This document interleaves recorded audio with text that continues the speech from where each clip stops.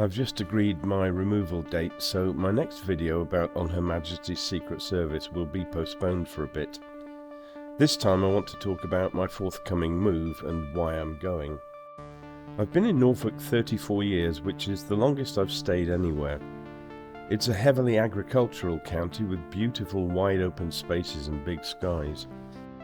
In case you don't know the UK's geography very well, the county of Norfolk lies on the rump of England jutting into the North Sea. I'll be following this blue line a couple of hundred miles north to the Yorkshire Dales National Park, indicated by a modest wrinkling on the map relief. When I was quite a bit younger, I lived and worked in North Yorkshire, and the wish to go back there has always been somewhere in the back of my mind. I was 19 when I went to work at a place called Scargill House, about a mile from the village of Kettlewell. Scargill is a Christian holiday and conference centre in Wharfdale, well within the Yorkshire Dales National Park I was just talking about. Yorkshire is wryly referred to as God's own country, and York Minster aside, just looking at the scenery you can sort of see why. But no image taken by a camera can truly capture the imposing feel of those towering hills and peaks. Their moods alter with the weather, so they're always changing. Scargill House as we know it now was founded in the late 1950s. Its ethos was similar to a place in North Devon called Lee Abbey that had been operating since the end of the war. Its aim was to offer a resource for churches and somewhere for people to get a nice rural break. A group of Anglican ministers led by Reverend Harold Frankham and then Bishop of Bradford Donald Coggan felt it would be good to have something like Lee Abbey for the north of England. So they secured enough donations to purchase what had been a country shooting lodge in 90 acres of land. Things moved quite quickly, and by 1961 a beautiful Scandinavian-style chapel had been added. Scargill's programme ranged widely, and when I worked there it was welcoming not just church groups, but also industrial trainees, pharmaceutical conferences, schools, social workers conferences, and various kinds of retreats and residential programs for groups from all over the world. I was there from age 19 to age 21, generally when most of my friends were going through college and then starting careers. But I'm not sorry I did things this way round. I had some incredible experiences here as a young man, and the setting and the friendships I made always went with me after I left. Scargill is maintained and run by a Christian community of people from all walks of life. It's quite an intense and busy lifestyle, but even though Scargill is faith-based, nobody who visits would ever find themselves having religion forced on them. You can go there as a private guest and do your own thing without any pressure at all. Alas, by the early 2000s, Scargill was running a deficit, so had to close in 2008. For a few perilous months it looked like the house might be sold off to developers. However, an appeal was put together by people from all over the country who'd been involved with Scargill and didn't want to see it lost. By 2009 it had been reacquired, and the process of reopening it began. I badly wanted to get back there at that time, but I had young kids in school and just couldn't work out how to do it. I pushed it to the back of my mind and got on with raising the family.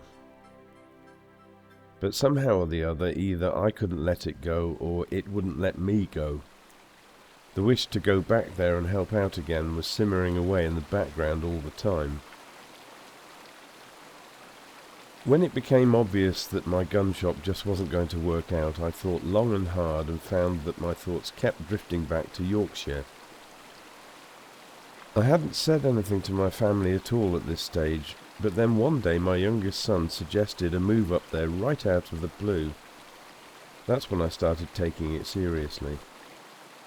So last September I booked in as a guest and went to see whether it was a good idea to go back, and indeed whether the current community would like me to go back. It was actually quite an emotional experience. I knew Scargill intimately, having probably polished and scoured every corner of it at some point when I worked there.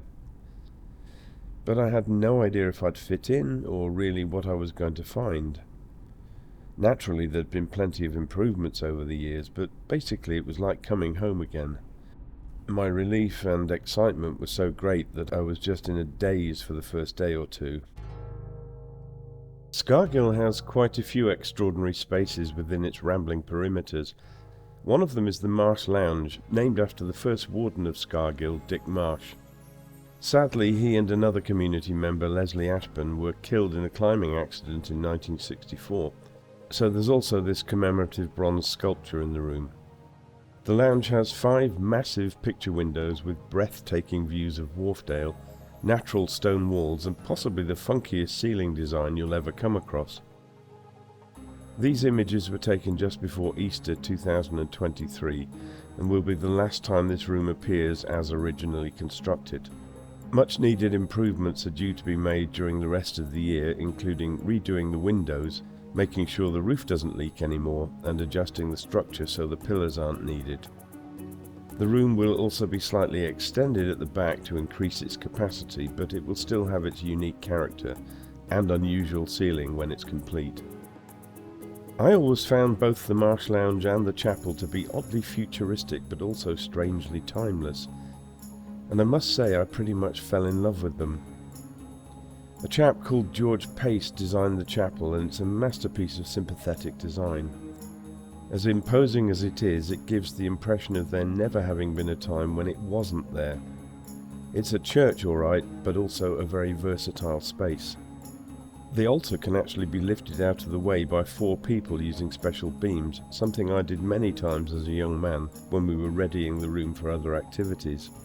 There's definitely something about the inclined planes and the way the ceiling reaches almost to floor level that makes me think of something production designer Ken Adam might have created, or possibly that country house in North by Northwest. But that's what a really good architect does, fires the imagination. Pretty much the first thing I did when I arrived here after my 4-decade hiatus was to come up to this chapel, pat one of its massive pine beams and say, "Hello, my old friend." Having weathered the pandemic, Scargill is gradually working its way to where it needs to be, both in terms of how many people it can welcome and how many people work there. The house currently needs plenty of volunteer help from its working friends, and that's the group I'll be joining when I have some spare time. Apart from my own experiences working at Scargill as a youngster, there's also the fact that I owe my career path to the fact that I started out there. 2 other people on the community, a chap from Bradford and a young woman from Bergen in Norway, got engaged and then left to get married. I was one of 2 people chosen to represent Scargill at their wedding, so I was packed off to Norway for 5 days, another pointy chapel in another mountainous region. That seems to be a bit of a theme with me. I was very eager to see Norway, but didn't know a word of Norwegian or even suspect that one day I'd end up studying in Norway and become a translator from the Scandinavian languages. My involvement with Norway and everything since sprang from my time at Scargill, so it seems somehow fitting that I now make my way back there to pitch in where I can.